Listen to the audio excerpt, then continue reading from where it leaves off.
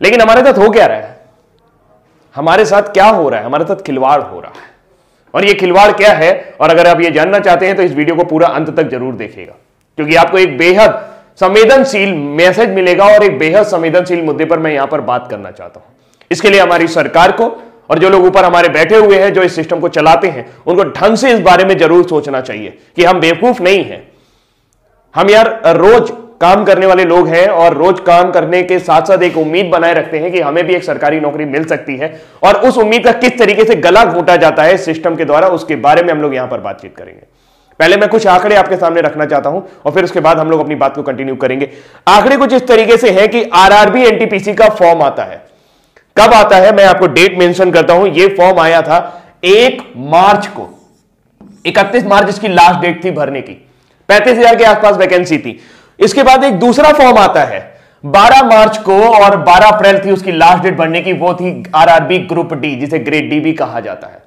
इसमें 1 लाख से ऊपर वैकेंसी थी। हम सभी के सपनों में एक जान आती है कि चलो ठीक है, बढ़िया है, रेलवे में नौकरी करेंगे, अच्छी नौकरी मिलेगी। लेकिन उसके बाद फिर शुरू होता है खेल। खेल किस तरीके से शुरू होता है? खेल कुछ इस तरीके से शुरू होता है कि 1 करोड़ से ज्यादा लोग, मैं एग्जैक्ट डेटा दे रहा हूं आपको, मैं अभी एग्जैक्ट डेटा देता हूं आपको, 1 करोड़ से ज्यादा लोग आरआरबी एनटीपीसी का फॉर्म भरते हैं और 1 करोड़ से ज्यादा लोग ग्रुप डी का भी फॉर्म भर देते हैं। अगर आप देखें तो 1,26,30,885 लोगों ने एनटीपीसी का फॉर्म भरा हुआ है और 1,15,67,248 लोगों ने आपका ग्रुप डी का फॉर्म भरा हुआ है। और अगर हम इस आंकड़े को और आगे लेके जाएं दोस्तों, तो ये आंकड़े और भी ज्यादा चौंकाने वाले हैं कि अगर आप टोटल फॉर्म भरे जाने की संख्या देखें तो ये इतनी बड़ी संख्या है कि 2,41,98,133 लोगों ने फॉर्म भरा है। सिर्फ 1 लाख वैकेंसी ग्रुप डी, अगर उसमें 35,000 एनटीपीसी भी जोड़ दे तो 1,35,000 वैकेंसी के लिए। आप समझ सकते हैं कि आज की डेट में बिल्कुल एकदम सिंपल सा आइडिया यह है कि भारत में 10 करोड़ लोग बेरोजगार हैं, जो किसी ना किसी तरह की बेरोजगारी से ग्रस्त है, जिनकी डेली की इनकम 200 रुपए भी नहीं है। जी हां, जो महीने में 6,000 रुपए भी नहीं कमा सकते हैं। आज की डेट में 80 रुपए पेट्रोल हो गया। और सबसे बड़ी बात है कि मार्च का फॉर्म आया, फिर कहते हैं कि टेंटेटिव डेट आपके एग्जाम की हो जाएगी सितंबर, जून से सितंबर के बीच में आपका एग्जाम करा देंगे। बहुत बढ़िया बात है। अब सबसे बड़ी बात यह है कि इन्होंने इस फॉर्म के लिए जनरल कैटेगरी से 500 रुपए लिए थे। कितने लिए थे? 500 रुपए। ग्रुप डी के लिए भी 500 और एनटीपीसी के लिए भी 500। अगर मैं मान लेता हूं सारे जनरल लोगों ने भरा होगा तो यह मैक्सिमम अमाउंट पहुंचता है 1200 करोड़ रुपए, 1,200 करोड़ रुपए।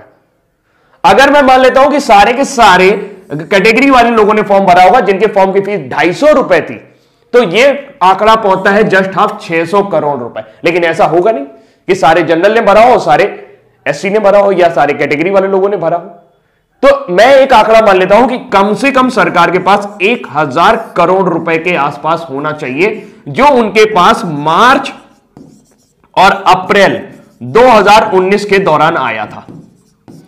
मार्च अप्रैल 2019 बीते हुए लगभग 1 साल होने जा रहा है, फरवरी आने वाली है और एग्जाम की डेट का अभी भी कोई पता नहीं। मेरा दिमाग तब खराब हुआ या मुझे गुस्सा तब आई जब कई सारे मेरे स्टूडेंट जो मुझसे पढ़ रहे थे वो ये कल कह रहे थे कि सर एग्जाम का पता ही नहीं चल रहा कि कब होगा, क्या करें, आत्महत्या कर लें क्या? दोस्त, कमजोर नहीं होना, हम आत्महत्या नहीं करेंगे। क्यों करेंगे भाई आत्महत्या? हमारे जो 500 रुपए हैं, जो 250 रुपए हैं, वो इन लोगों ने ले रखे हैं और 1,000 करोड़ रुपए इनके पास है और ये एक वेंडर डिसाइड नहीं कर पा रहे। एक वेंडर, इनको एक वेंडर नहीं मिल रहा जो एग्जाम कंडक्ट करा सके। धारा 370 हटानी होती है, 1 दिन में हट जाता है।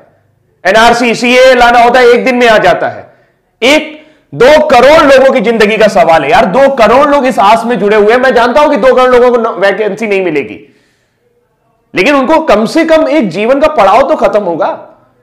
जो दिन भर वो टेंशन में रहते हैं कि तैयारी करनी है, तैयारी करनी है, तैयारी करनी है। दुनिया भर के कोचिंग वाले, दुनिया भर के चैनल वाले सब उनको बेवकूफ बनाने की कोशिश कर रहे हैं और लगातार उनसे पैसे ऐंठ रहे हैं। एक बैच शुरू होता है, फिर दूसरा बैच शुरू होता है, फिर तीसरा बैच शुरू होता है। बैच खत्म होने का नाम नहीं ले रहा है और नौकरी आने के नाम नहीं ले रही।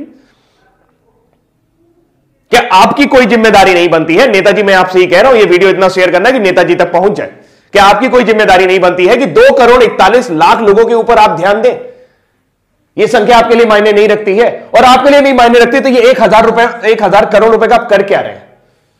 ये किसी घोटाले से कम है क्या? किसी भी बैंक में डाल दोगे, घटिया से घटिया बैंक में भी अगर 1000 करोड़ रुपए डाल दोगे तो वो बैंक जिंदा हो जाएगा।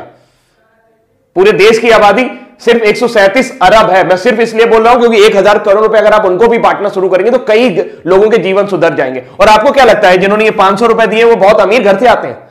उनके घर में BMW खड़ी है, उनका बड़ा सा मकान है? जी नहीं, वो कभी भी आरआरबी, ग्रुप डी और एनटीपीसी की नौकरी करने नहीं आएंगे। ये वो लोग हैं जो तिल तिल करके तैयारी कर रहे हैं, अपनी मेहनत, खून पसीने की कमाई से तैयारी कर रहे हैं, वो पैसा देने की कोशिश कर रहे हैं। अब हम क्या कर सकते हैं? हम कुछ नहीं कर सकते। क्यों नहीं कर सकते? क्योंकि हम सिस्टम में नहीं है, आप सिस्टम में हैं। मुझे नहीं लगता कि आपके पास ऐसी कोई वजह है जिसकी वजह से आप एक वेंडर डिसाइड नहीं कर पा रहे। आप हर 3 महीने बाद एक बहाना बना देते हैं कि हमें वेंडर नहीं मिल रहा। अरे वेंडर नहीं मिल रहा तो ये 500 रुपए आपने कैसे डिसाइड किए? आपने कैसे डिसाइड कर लिया कि एक लड़के का खर्चा 500 रुपए आएगा? क्या वेंडर 500 रुपए से ज्यादा नहीं ले सकता आपसे? सिर्फ सोची समझी रणनीति है। मार्च में आपको यह पैसा मिला है, 1000 करोड़ रुपए आपके बैंक में पड़ा है और आप एक वेंडर डिसाइड नहीं कर पा रहे। 1000 करोड़ रुपए बहुत होता है। आप कहेंगे सर 1 करोड़ लोगों का वो भी तो करवाना है, एग्जाम भी तो करवाना है। तो ये 500 रुपए भी तो आप ही ने डिसाइड किए थे। जहां 100 रुपए फॉर्म के लगते थे वहां 500 रुपए लिए आपने। बोले कि सब वापस करेंगे, कब वापस करेंगे इसका पता नहीं है। आप सिर्फ और सिर्फ बिजनेस कर रहे हैं और इस 1000 करोड़ रुपए को घुमा रहे हैं। ये जनता का पैसा है और जनता जवाब मांगेगी आपसे। दोस्त नेताजी आप भी ध्यान से सुन लीजिए, जो लोग भी ये वीडियो देख रहे हैं भाई, अगर उनको मेरी बात सही लग रही हो या लग रही हो, मेरी बात सही लग रही हो या लग रही हो, लेकिन बात है सच्ची। मुझे गुस्सा इसलिए आता है क्योंकि मैं एक टीचर हूं और बहुत सारे बच्चे ऐसे हैं जो मुझसे पढ़ते हैं और उनके अरमानों को जब मैं घुटता हुआ देखता हूं, जब उनके चेहरों को मैं उदास देखता हूं, सिर्फ इस वजह से कि सर समय बीतता जा रहा है और हमारी एनर्जी, जी हां, आपके पास जो 65% युवा है उसमें से 2 करोड़ 41 लाख लोग अभी भी इस एग्जाम की तैयारी कर रहे हैं। ये सिर्फ एक एग्जाम की बात है। एसएससी के साथ भी आपने यही किया था। लोगों के एक साल आपने बर्बाद कर दिया और इस तरीके के कई साल आप बर्बाद कर रहे हैं। उत्तर प्रदेश में एक वैकेंसी और लटकी पड़ी है 69,500, उसमें भी कोर्ट केस चल रहा है। अरे जब नौकरी देनी नहीं होती तो निकालते क्यों है यार? क्यों मजाक करते हो हमारे साथ?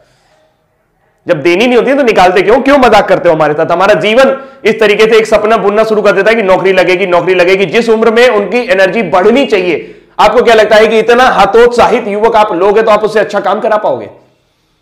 जो 1 साल 2 साल तैयारी करके आया होगा, जिसके लिए नौकरी मिलना ना मिलना सब बराबर हो चुका होगा।